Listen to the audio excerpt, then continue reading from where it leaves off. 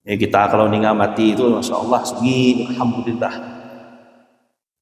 Ya masih punya iman kepada Allah Subhanahu Wa Taala. Makanya kalau kita mau melakukan perbuatan dosa dan maksiat dibisikkan oleh syaitan, ingat mati, Pak. Dan itu saja Pak Muslim. Ya, dan nasihat yang terbaik adalah nasihat apa? Nasihat kematian. Kalau nasihat kematian tidak makul ketiba, ya banyak berdoa aja biar mendapatkan apa? Hidayah dari Allah Subhanahu Wa Taala. Mereka adalah orang yang memahami hakikat kehidupan. Siapa mereka? Orang yang cerdas tadi. Faham tentang kehidupan dunia itu, Pak. Kita hidup di dunia itu bukan cuma hanya untuk kerja. Bila kita ngidah kerja, kerjanya diniatkan untuk apa? Ibadah. Itu fungsinya ilmu. Ustaz kok enggak dapat aku sholat sunnah, enggak dapat aku ibadah. Ini menunjukkan bahwa seseorang itu tidak paham dan tidak tahu kalau dia ketika dia mencari nafkah untuk anak dan istrinya adalah sebuah apa? Ibadah.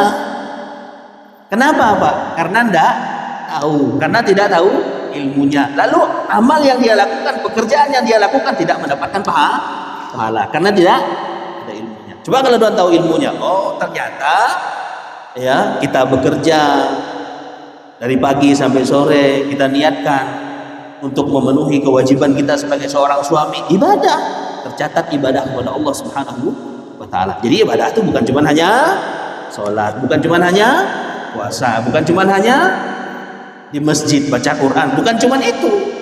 Yang lainnya bisa, amal yang biasa itu bisa jadikan sebagai ibadah. Tergantung dari niat.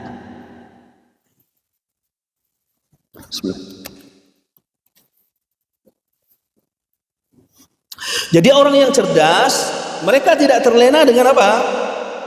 Dengan keindahan dunia. Manusia itu tidak bosan melihat dunia, Pak. Betul tidak, Pak? Kasih rumah, minta yang besar.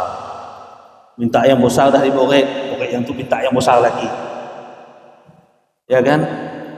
Udah ada rumah besar, minta harus ada ini, fasilitas ini, ada, subhanallah. Tidak ada puasnya manusia, Pak. Sampai kapan dia puas, Pak? Sampai tanah itu masuk ke dalam mulutnya, baru dia puas karena tidak bisa lagi, Pak.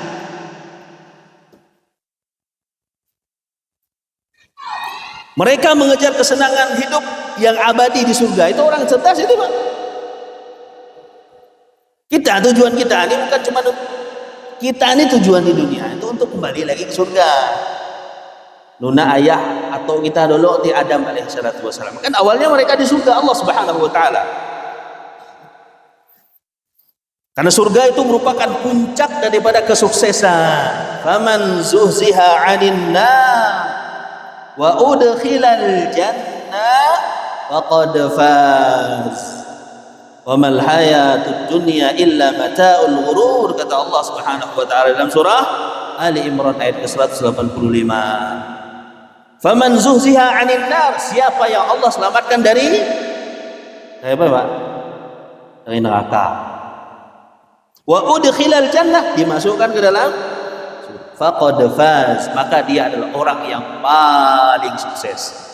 Wa mal hayatud dunya illa mata'ul ghurur, dan tidaklah kehidupan dunia melainkan hanya kesenangan yang menipu manusia.